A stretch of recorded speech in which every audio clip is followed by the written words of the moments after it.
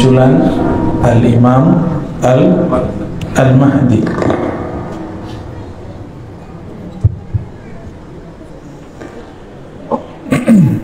Al-Mahdi itu berarti orang yang diberi hidayah. Al-Mahdi berarti sosok yang dibimbing oleh Allah Subhanahu wa ta'ala, ya.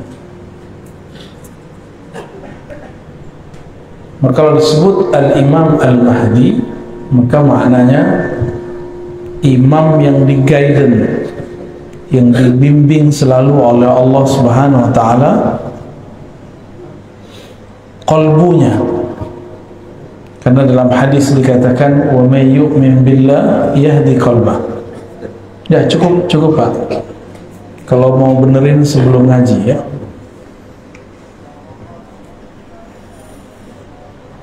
Wa may yu'min billah yahdi qalbah.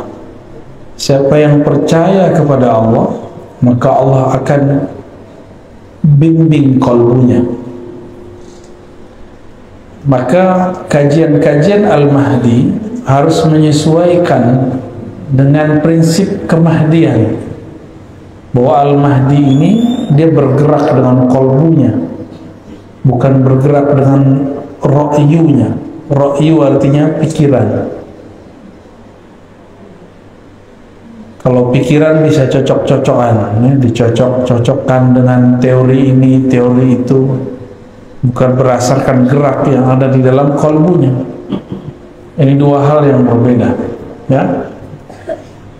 Hari ini banyak orang yang halu, atau banyak orang yang ngaku-ngaku pergerakannya pergerakan Al-Mahdi, sedangkan Al-Mahdi itu orang yang tidak mungkin ngaku-ngaku, karena dia dihidayahkan oleh Allah Subhanahu wa ta'ala. Al-Imam Abu Dawud nulis satu bab khusus mengenai Kitabul Mahdi, bab mengenai Al-Imam Al-Mahdi. Nah, ini saya bacakan beberapa hadisnya. An Abdullah bin Mas'ud, dari Abdullah bin Mas'ud, anin Nabi sallallahu alaihi wasallam, dari Nabi sallallahu alaihi wasallam, "Law lam yabqa min ad-dunya illa yawmun." Seandainya dia tidak tersisa lagi di bumi ini, di dunia ini, kecuali satu hari saja, la tawwalallahu dzalika al-yawm, sungguh Allah akan memanjangkan hari tersebut, hatta yab'atha fihi rajulan minni min ahli baiti, sampai Allah mengutus pada hari tersebut rajulan minni, seseorang laki-laki, minni, dariku.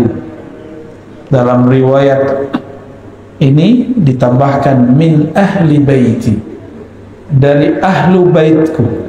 Apa arti ahlu bait? Keluarga Rasulullah sallallahu alaihi wasallam. Ahlu bait itu yang inti. Jadi ada ahlu bait secara umum, istri-istri Nabi, begitu juga Bani Hashim. Tapi ada ahlu bait yang khas, anak-anak Rasulullah, mantu-mantunya, dan cucu-cucunya. Maka dalam hal ini yang termasuk di dalamnya adalah Utsman, Ali. Terkhusus untuk Sayyidina Ali, karena dari beliaulah bersambung nanti zuriat Rasulullah SAW dari jalur Fatimah. Ya, ini kekhususan bahwa Nabi tidak punya anak laki-laki, maka anaknya dari jalur perempuan. Sayyidina Ali punya anak Hasan Hussein, dan Nabi SAW sangat mencintai mereka. Jadi ahlu bait yang khas disebut Nabi Siapa? Khadijah, Fatimah, Hasan, Husain, dan Ali. Ini yang disebut Ahlul Bait. Kezuriat Sayyidina Hasan dan Husain, mereka lah yang disebut dengan zurriyah, keturunan Ahlul Bait. Ini secara harfiah. Oleh karena itu, di akhir zaman yang tidak percaya dengan zuriat Nabi, bahwa masih ada zuriat Rasulullah SAW, dipastikan mereka adalah musuh-musuh daripada Al-Imam Al-Mahdi. Berarti mereka masuk kelompok yang disebut Khawarij. Kelompok apa namanya? Khawarij. Lalu disebutkan di sini ciri-cirinya. Yuwati ismu ismi. Yuwati bahasa Arabnya muwata'ah. Muwata'ah berarti muwafaqah, munasabah. Sama namanya dan namaku. Ini secara harfiah. Tapi kembali kepada bahasa Arab, yuwati ismuhu ismi wasmu abihi ismu abi. Ya, tapi di riwayat lain tanpa kalimat abi. Nah, ini yang paling sahih. Isimnya sama dengan isimku. Dalam banyak kajian saya sudah menjelaskan bahwa isim yang kita terjemahkan nama ternyata kurang tepat. Karena kalau sekedar nama, sudah banyak zuriat Nabi bernama Muhammad, benar, atau Ahmad, atau Mahmud, dan nama ayahnya Abdullah, sudah banyak. Ternyata maksud daripada isimnya berkesesuaian dengan isimku.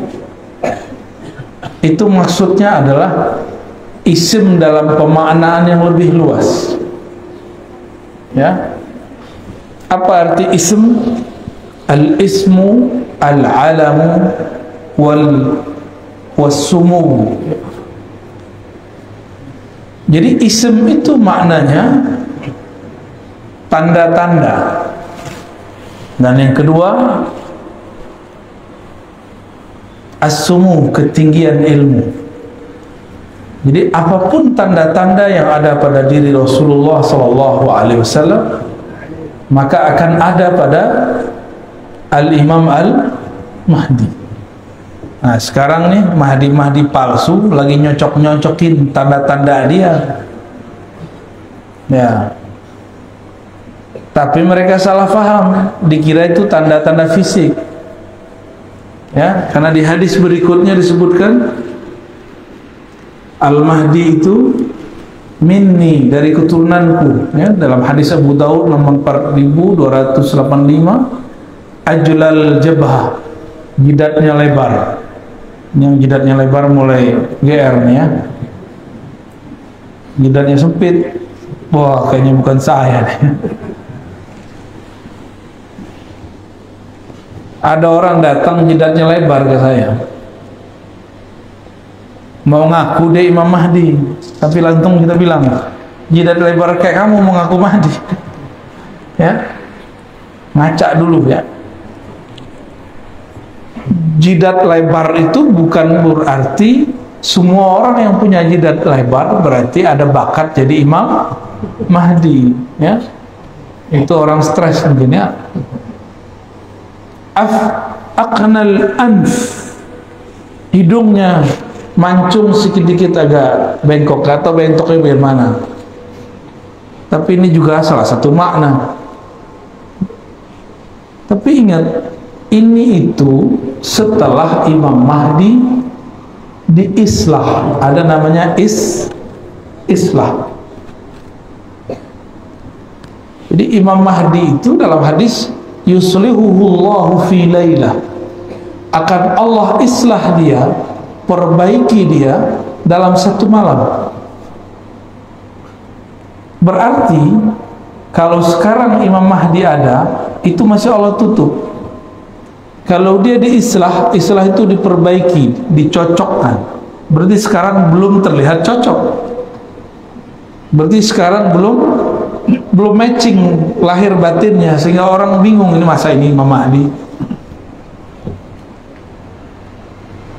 Tapi karena kajian-kajian akhir zaman ini berdasarkan cocoklogi yang parah, banyaklah orang-orang yang jidatnya lebar, hidungnya agak mancung dikit, terus GR, sepertinya saya lah Al-Mahdi.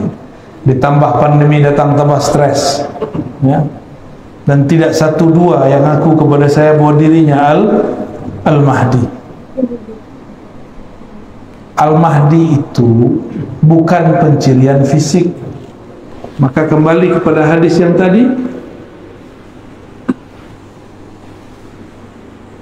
ismuhu, ya, yuwati ismuhu ismi, isimnya tanda-tanda hakikat dirinya, bukan tanda fisik, bukan tanda fisik. Kalau tanda fisik banyak zuriat Rasulullah milik Rasulullah Sallallahu Alaihi Wasallam, ya.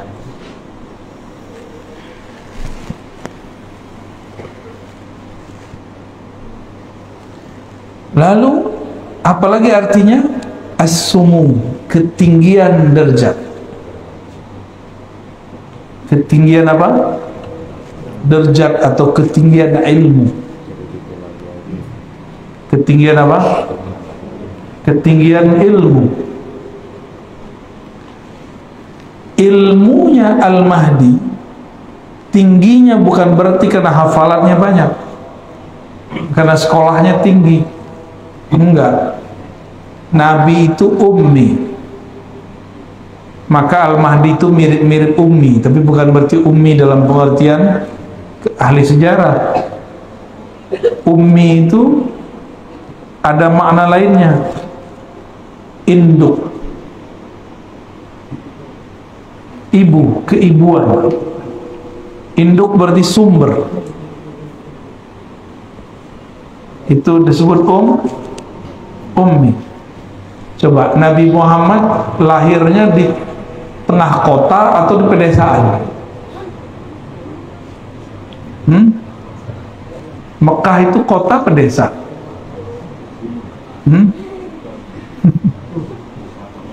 Desa apa kota tuh Mekah itu? Berarti nggak paham ya selama ini Mekah itu apa ya? Bayangin desa gitu ya, itu nggak ngerti sejarah itu. Nih kita kasih tahu, di tanah padang pasir yang dibutuhkan apa? Air. Maka di mana ada air itu menjadi pusat peradaban, jadi kota besar. Di padang pasir di Hijaz, di mana pusat air? Di Mekah. Berkah kaki Sayyidina Ismail, maka keluarlah air. Ada orang safar, mereka minta air. Ada yang tidak pindah-pindah, terjadilah perkawinan, terjadilah perdagangan, terjadilah turun-temurun terus, dan sampai pada masa Sayyidina Muhammad SAW lahir beliau, itu Mekah sudah jadi kota besar, bukan kampung ya, bukan kampung. Itu Ummul Qura, disebut apa? Induknya semua desa-desa, itulah yang disebut kota. Kota besar itu, di mana ada air. Nah, itu pertama. Yang kedua, di mana ada tempat suci. Di Jazirah Arab tempat sucinya di mana? Ya di Mekah itu. Maka berkumpullah di situ dua hal yang hebat. Pertama air Zam-Zam, yang kedua itu tempat suci. Jadi itu kota besar Pak, jangan dibayangin kota kecil. Karena ini kota besar, maka sulit untuk mengetahui siapakah sosok Nabi akhir zaman. Disitulah Allah keluarkan Nabi Muhammad Sallallahu Alaihi Wasallam. Jadi Al-Imam Al-Mahdi itu nanti keluarnya di mana? Di kota besar, bukan di Balikpapan atau di desa kecil. Kotanya ibu kota besar. sehingga orang nggak kira. Kota besarnya nggak tahu nih kota yang mana ya. Apakah di negeri kita atau negeri yang lain? Kan banyak kota besar, benar nggak? Banyak kota besar. Nah, kita tidak punya kewajiban mengetahui kota yang mana, tapi kewajiban kita mengetahui ciri-ciri rohaninya. Adapun ciri fisiknya setelah Allah islah dirinya baru terlihat. Hidungnya mancung, ya, jidatnya lebar. Nah, itu nanti Pak ya, dioperasi dulu ya.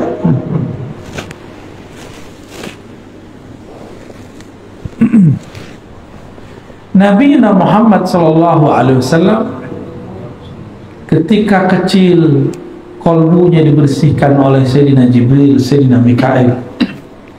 Maka Al-Imam Al-Mahdi itu kecilnya pasti dibersihkan juga oleh Allah. Bukan mimpi, keadaan jaga. Karena Nabi Muhammad SAW mengatakan, waktu aku kecil, tiba-tiba ada dua makhluk putih bersayap turun dari langit, mengeluarkan isi jantungku, lalu membersihkan dua noda hitam di dalamnya. Itu pernah kejadian. Nah, Imam Mahdi pasti di waktu kecilnya mengalami hal yang sama, bukan mimpi. Kalau mimpi nggak masuk, mungkin dia cuma seorang wali, bisa jadi wali Allah, bisa jadi wali setan. Apalagi Nabi Muhammad SAW ketika beliau jalan, ya, jalan di pohon ngucapin salam. Ini jidatnya lebar nih. Itu pohon ngucapin salam enggak? Kalau iya langsung dibilang orang kayaknya miring nih ya. Masa pohon ngucapin salam? Nabi Muhammad SAW melewati pepohonan, bebatuan, itu batu mengucapkan salam. Terbayang nggak lagi jalan tenang-tenang, tiba-tiba dengar suara batu? Gimana? Batu ngomong, kabur atau tetap di situ? Mana? Kabur ya? Ah, saya yakin yang sudah umur 50-60 aja penakut ya.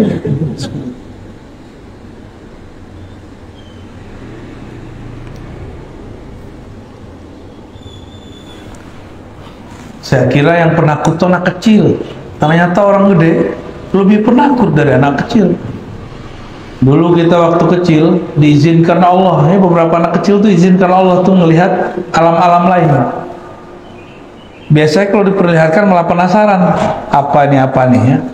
Kalau sudah jadi aki-aki malah kabur ya. Wajar nggak jadi nabi kan? Wajar nggak jadi Imam Mahdi? Karena kalau ngalamin dikit takut GR.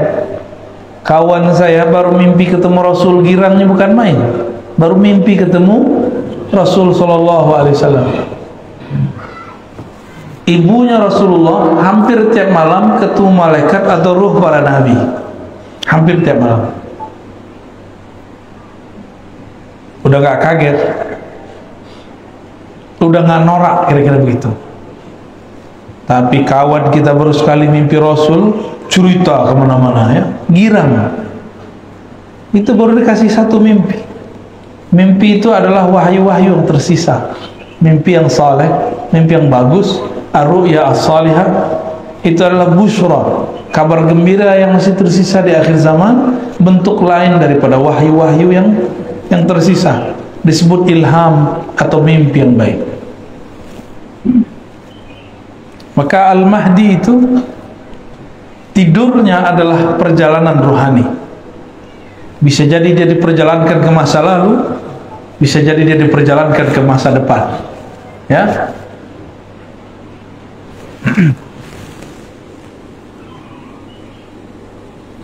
Lalu apa yang terjadi sebelum Al-Mahdi keluar? Hatta yab'atha fihi rajulan minni min ahli baiti wa ismu ismi wa ismu abi ismu abi yamla'ul arda qistan wa 'adla kama muli'at zulman wa jawra. Al-Mahdi itu tugasnya memenuhi bumi dengan keadilan, sebagaimana bumi sudah dipenuhi dengan kezaliman. Berarti ciri-ciri turunnya Al-Mahdi, bukan turunnya, khuruj, munculnya Al-Mahdi nanti, imam akhir zaman itu, kalau bumi sudah dipenuhi oleh ketidakadilan. Ini bukan tidak adil versi ahli politik ya? Tidak adil secara umum global, karena lafaznya bukan Indonesia, bukan Saudi, bukan Malaysia, bukan Singapura. Lafaznya al-ardu, bumi. Sebagaimana bumi dipenuhi dengan kezaliman, maka dia akan datang membawa keadilan. Maka hemat kami, tidak ada kezaliman yang lebih besar selama ini melainkan pandemi yang disebarluaskan. Ada nggak negara yang nggak kena pandemi? Lubang semut aja kena, Pak. Di awal-awal pandemi itu yang kenakan Depok, tapi ramenya sampai lubang semut, sampai komplek-komplek ditutup semua. Tiba-tiba orang jadi prokes-prokesan. Yang kena di Depok, yang rame orang Balikpapan, tutup semua, benar nggak? Hebatnya berita, ya, hebatnya orang bikin berita. Itu yang bikin ketawa-ketawa, Pak, kita ketakutan. Yang nyebarin virus itu ketawa-ketawa, kita ketakutan. Virusnya ada, cuma beritanya diada-adakan. Masa yang kena di mana, yang nutup kompleks di mana? Kita dimain-mainin semua, dan itu sudah tidak adil. Udah begitu ekonomi hancur, benar ya? Habis hancur, apalagi banyak toko-toko tutup. Kawan kita di Jakarta, di Tanah Abang, banyak pulang kampung stres. Banyak tutup buku. Bukan hanya bukunya ditutup, toko-tokonya ditutup.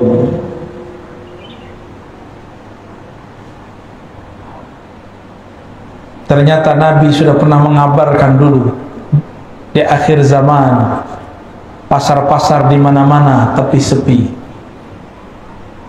Maka sekarang depan komplek sudah ada toko-toko, udah kayak pasar, tapi sepi. Maksudnya apa? Orang nggak belanja lewat pasar. Nabi kan nggak mungkin bilang nanti di akhir zaman ada Tokopedia, ada Lazada, ada Shopee, kullu bid'atin dhalalah.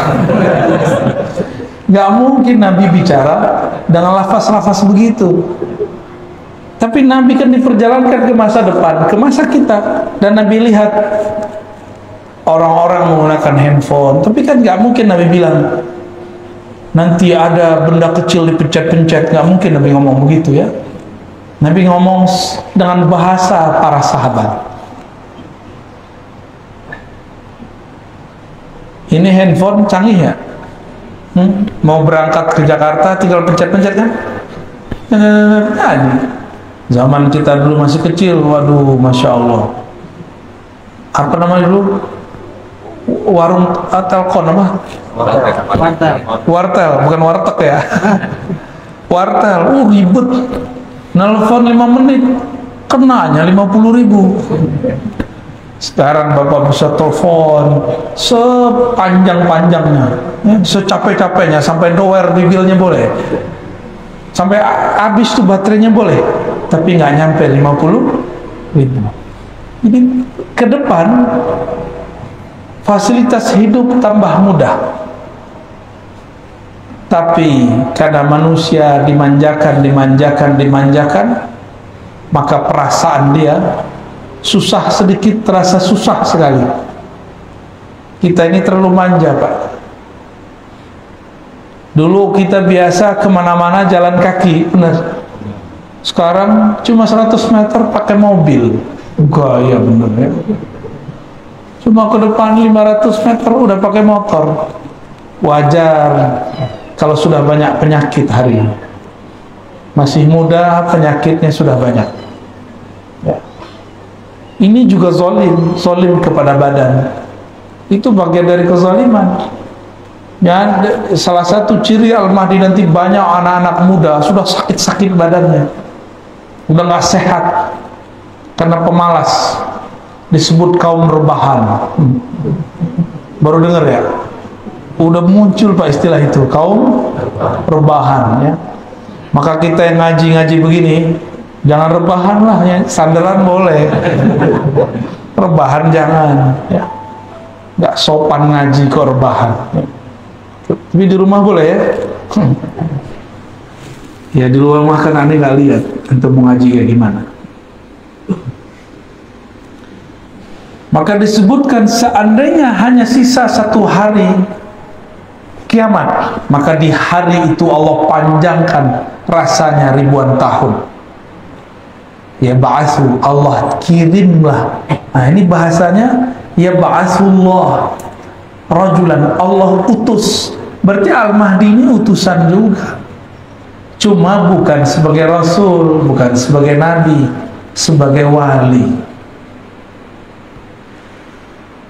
Oh berarti wali diutus? Oh iya, wali itu ada tugasnya, maka disebut wali. Wali kota aja ada tugasnya, masa waliullah nggak ada tugasnya? Waliullah itu kerjanya bukan megang tasbih doang ya. Kalau megang tasbih doang mah ahli zikir biasa itu. Wali Allah itu orang yang ditugaskan oleh Allah untuk menjaga alam semesta. Maka ada wali Allah di gunung, ada wali Allah di sungai, ada wali Allah di laut, ada wali Allah di kutub utara, di kutub selatan, ada wali Allah jagain awan, ada wali Allah jagain batu bara tuh biar gak kebakar terus. Makanya aneh, musimnya selalu ada hujannya, benar nggak? Kalau enggak kebakar terus itu kalau nggak ada wali Allah nggak jadi itu. Kekasih-kekasih Allah, kekasih Allah ini doa-doa mereka menyejukkan alam semesta, zikir-zikir mereka menenangkan alam semesta, langsung tenang itu alam. Allah itu memandang ke dalam kolbunya alam adalah wali Allah. Kolbunya alam adalah, jadi kalau sudah tidak ada wali-wali Allah itu kiamat bumi. Wali Allah itu bukan orang sakti, tapi orang yang kenal kepada zat yang maha sakti. Itulah puncaknya nanti pada Al-Imam Al-Mahdi. Di dalam hadis Imam Ahmad dikatakan, seperti yang pernah saya sebutkan dalam banyak tempat, itu imam akhir zaman, khilafahnya ala minhajin nubuwah, pemerintahannya bukan lagi monarki demokrasi. Jadi kita nggak nyalahin demokrasi, nggak nyalahin monarki, emang itu udah sunnatullah. Nanti beliau pemerintahannya, minhajnya, sistemnya, sistem nubuwah. Nubuwah itu beda dengan risalah. Nubuwah itu beda dengan ilmu fikih, apalagi ilmu hadis. Arabi cuma bilang mana dalilnya, itu nggak cukup. Nubuwah itu ilmu yang Allah turunkan, yang Allah simpan di dalam kolbu kekasih-kekasihnya. Itu disebut dengan nubuwah.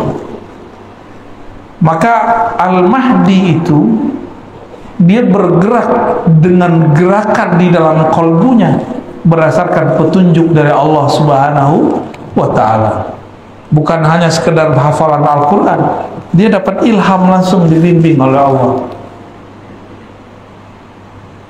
Dan nggak mungkin lah ya Al-Mahdi main YouTube ya. Yamliku sab'a sinin, dia nanti akan memimpin, mentadbir alam selama 7 tahun. Di riwayat lain 5 tahun. Ada yang paling panjang menyebutkan 9, tahun. Tapi nggak usah khawatir Pak. Sebelum beliau memerintah, beliau sudah muncul. Di saat itu terjadi paceklik di alam semesta. Lalu puncaknya 40 hari Ad-Dajjal, Al-Masihud Dajjal keluar. Tapi 40 hari sama seperti 40 tahun. Lama rasanya. Kok bisa? Kita ini hidup terasa cepat karena Bapak Ibu sibuk. Nggak ngapa-ngapain, sibuk. Main handphone, ya, nonton. Dulu di zaman kita masih kecil, orang nonton aja dimarahin guru. Sekarang guru-gurunya main handphone. Maka waktu sebentar sekali, sudah tak terasa, sudah 2 tahun kita hidup bersama pandemi. Bapak belum talak-talak juga dia, ya? Karena dia nggak mau ditalak dia. Benar ya 2 tahun? Tegangnya kok udah hilang. Kayaknya dulu kalau masuk masjid orang nggak pakai masker langsung dipelototin. Padahal yang kena orang Depok. Tutup musola nggak dulu? Tuh? Dilarang tuh. Semua ketakutan Pak. Itu bukan pemerintahnya yang salah, bukan imam masjid yang salah. Emang sudah begitu masanya. Bukan hanya musola masjid, gereja ditutup, ya, wihara ditutup semua. Jadi jangan kita kemudian pakai otak konspirasi, abal-abalan. Konspirasi itu ada ilmunya, ada teorinya. Jangan pakai teori abal-abalan. Wah, ini tanda nih, tanda ingin menghancurkan umat Islam nih. Wah, mesti ditutup. Ya salam. Kristen juga tutup gerejanya. Yang waras kalau mikir. Ya, mikir itu yang cerdas sekalian, yang kritis sekalian, benar sekalian. Ya, jangan ngomong nanggung kalau kritis.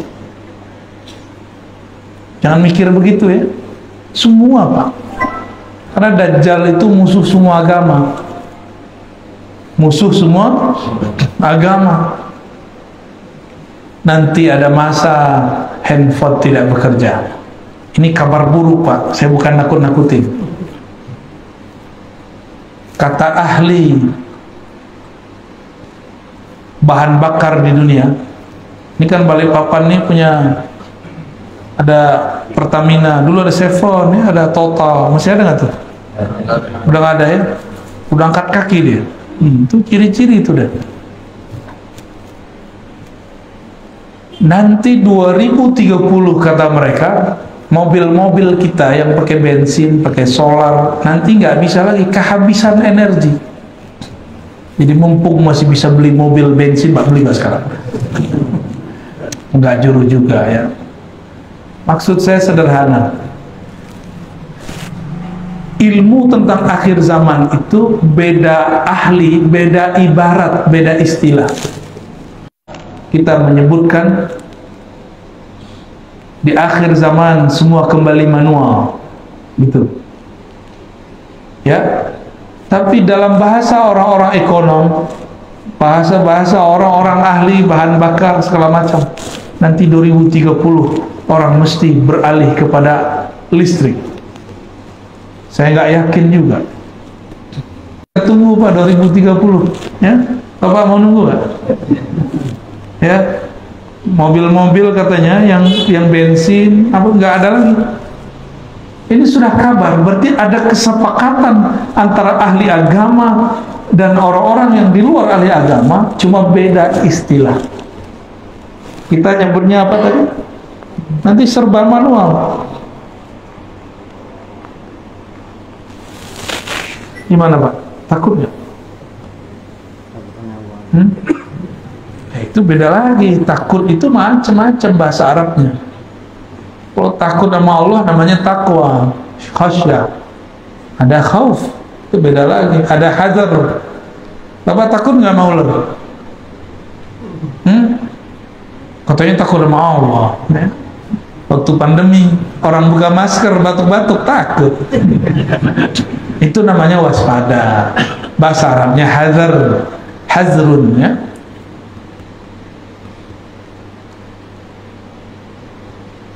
Yang jomblo segera nikah lah. Yang amin dia mau kawin lagi Pak ya.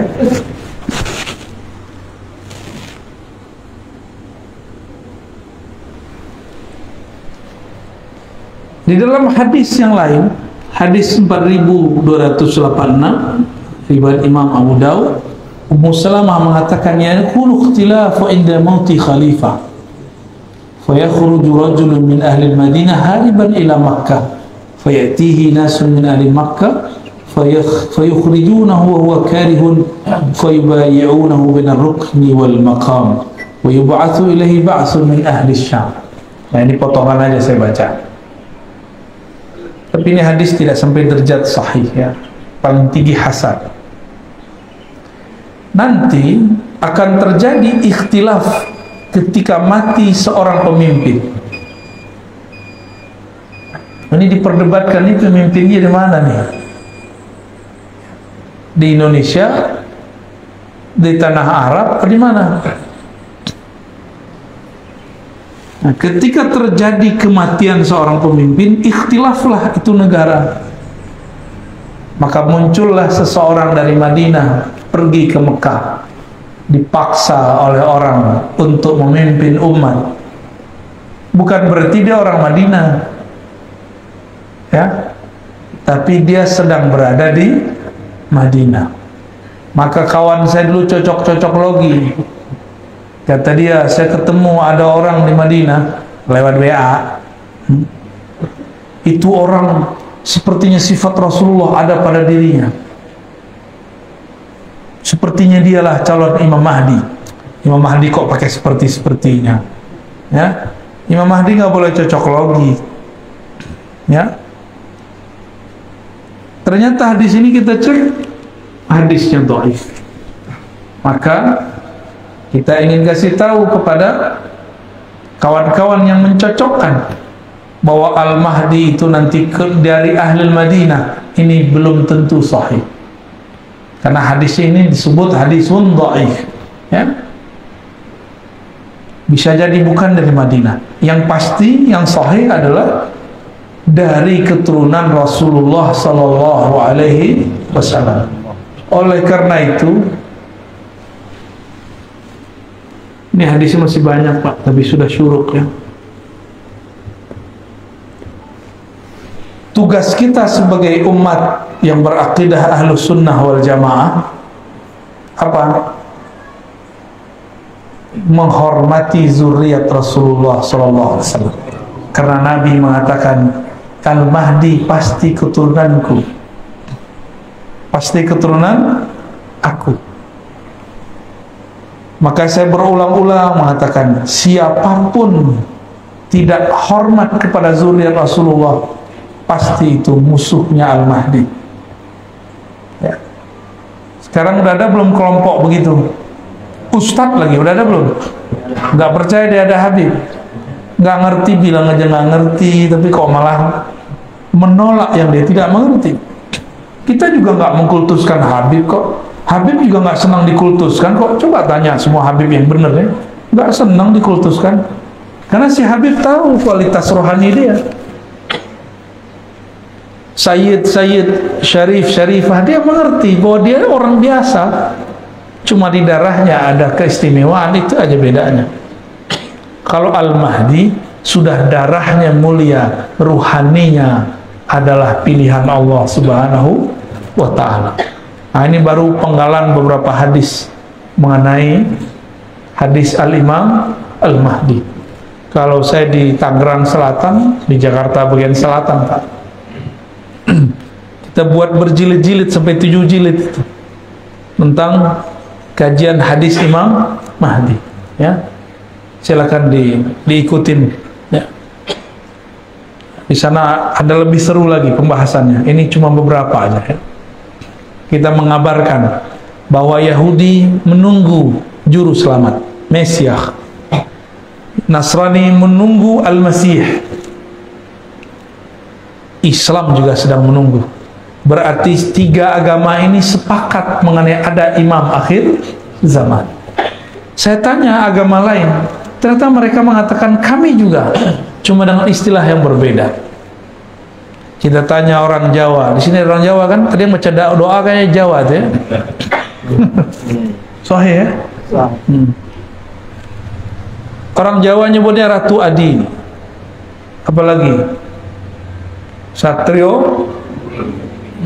Satrio baja hitam. Satrio biningit. Itu istilah-istilah aja yang menunjukkan jika ada kekacauan mesti ada penyelamat. Inilah kaidah heroik yang disebut Mesiah Al-Masihiyah. Teori-teori ini sudah ada dalam kajian agama-agama, kita tinggal menjalaninya ya. Barangkali itu yang bisa saya sampaikan. Mungkin 2 pertanyaan cukup ya. Tafadhal kalau ada yang mau ditanyakan. Bagi jemaah yang bertanya cukup 2 pertanyaan aja. Bagi jemaah yang bertanya silakan berdiri langsung bertanya.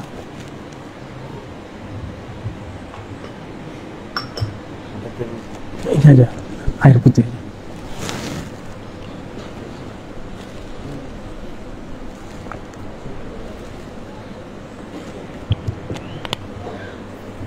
Assalamualaikum warahmatullahi wabarakatuh. Assalamualaikum. Semoga Buya selalu mendapatkan kesehatan dan keafiatan. Amin ya. Mohon izin Buya bertanya. Yang pertama terkait tentang makna Al-Mahdi itu sendiri ya Buya. Jadi apa yang dimaknai dari gelar Al-Mahdi itu?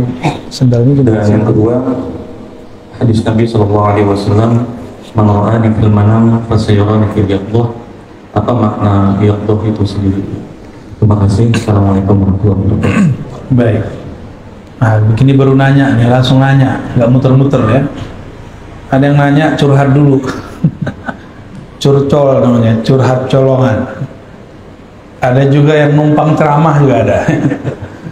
Ya, syukuran, bagus pertanyaannya. Ada sebuah hadis yang sahih menyebutkan man ra'ani fil manam fasayarani yaqzah. Siapa yang mimpi ketemu aku dalam tidurnya, dia akan bertemu aku dalam keadaan jaganya. Maksudnya apa itu? Mimpi ketemu Nabi pasti benar.